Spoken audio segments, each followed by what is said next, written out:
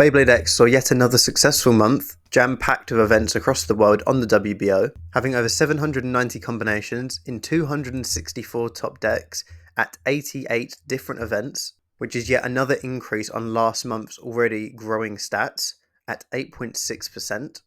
I will showcase to you the best ratchets for the month of March whilst comparing the data to the previous month so that you can have full knowledge of what's best to take to your next event.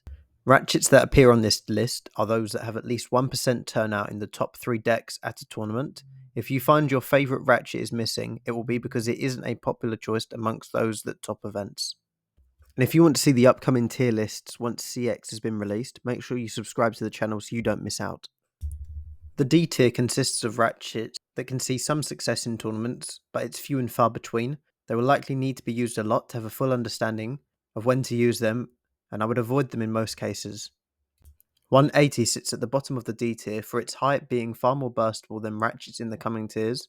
It does offer more offensive capabilities thanks to its shape, but can be avoided in most decks. 180 sees no changes from last month, having 1% of top 3s and 0% of winning deck features. I would recommend Tyrone Beat 180 Rush as a combo for this to take advantage of the down smash potential. 370 makes a surprising entry into the D tier, having seen 0 first place finishes. 3-sided ratchets are ideal shapes for both stamina and attack combos. I did not expect this drop off in performance for this ratchet, and I would expect this to increase next month. 370 sees a fall from 3% of top decks to 2% of top deck. I would recommend Tyrone Beat 370 Rush, as it does like the height for aggression as well. Another surprising entry on the tier list is 480 being at the top of the D tier above 370, having seen actual first place finishes. 480 does provide balanced weight distribution, at its height at least. I would recommend avoiding this ratchet if possible, as I'd prefer to use the previous two in all cases. The only blade I could see 480 working on would be Impact Drake 480 Taper, and where you can cover all 4 sides completely. C tier is made up of ratchets that have seen actual success in tournaments and are much more acceptable to be run in a variety of decks, depending on the circumstances at hand. 580 kicks off the C tier with similar results to last month, with both 1% of top 3s and wins. If you need a tall defensive ratchet, 580 may be your go-to option, although I believe there are better options available for this on the list.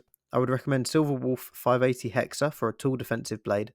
980 improves on last month's results, going from 3% and 2% to both 3% and 3% of top 3s and wins, with the 9 sides even at 80 height can be usable and is a good option for blades that like to be tall but doesn't want to risk being bursted. I'd recommend Silverwolf 980 Freeball to take advantage of the free spinning wheel. 080 sees a switch up from last month, with its top 3s going from 2% to 4% and its wins going from 6% to 3%. Whilst it dropped off in success compared to the previous month, 080 is still a unique way to look at ratchets by trading off height for a rounded shape to help burst resistance. I would recommend 080 Freeball on Silverwolf for a stamina-focused combo. 460 is the first 60 height ratchet to be featured on the tier list, with a great increase in stats compared to last month, with top 3s going from 4% to 5% and wins going from 1% to 5%. 460 may not be the most optimal choice for the 60 height ratchets due to the 4 very easy to burst prongs, but it is an option for certain blades where needed. For example, on Cobalt Dragoon 460 Elevate. 570 sits at the top of C tier with its improved stats from last month, with 5% of top 3s and then wins going from 2% to 8%. 570 is a great middle ground for an increased height that doesn't sacrifice too much extra stamina for the weight it provides. I would recommend Phoenix Wing 570 Unite. B tier ratchets do not see play anywhere near as much as those in A or S tier, but are very usable within certain combinations and can be played to great success.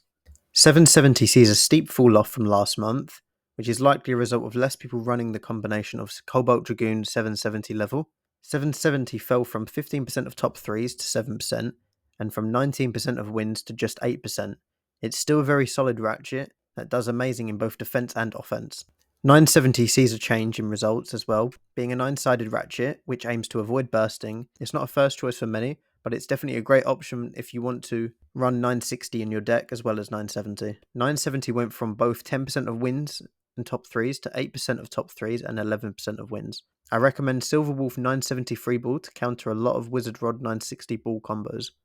760 is the best B tier ratchet, being the best option for blades that often have an issue falling over, as well as wanting to avoid constant bursts. 760 went from 17% of top 3s to just 15%, and from 16% of wins to 24%. which is definitely a considerable jump. The combo I'd recommend is Cobalt Dragoon 760 Elevate to keep Cobalt Dragoon grounded and avoid tilting. A-tier ratchets are some of the best out there, being able to easily be used in any deck and will likely be the contender for the second and third spots for your ratchet options.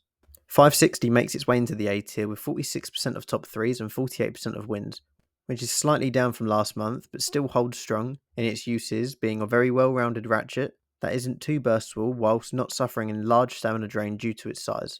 I would recommend Tyrannobite Beat 560 Point for a great offensive combo.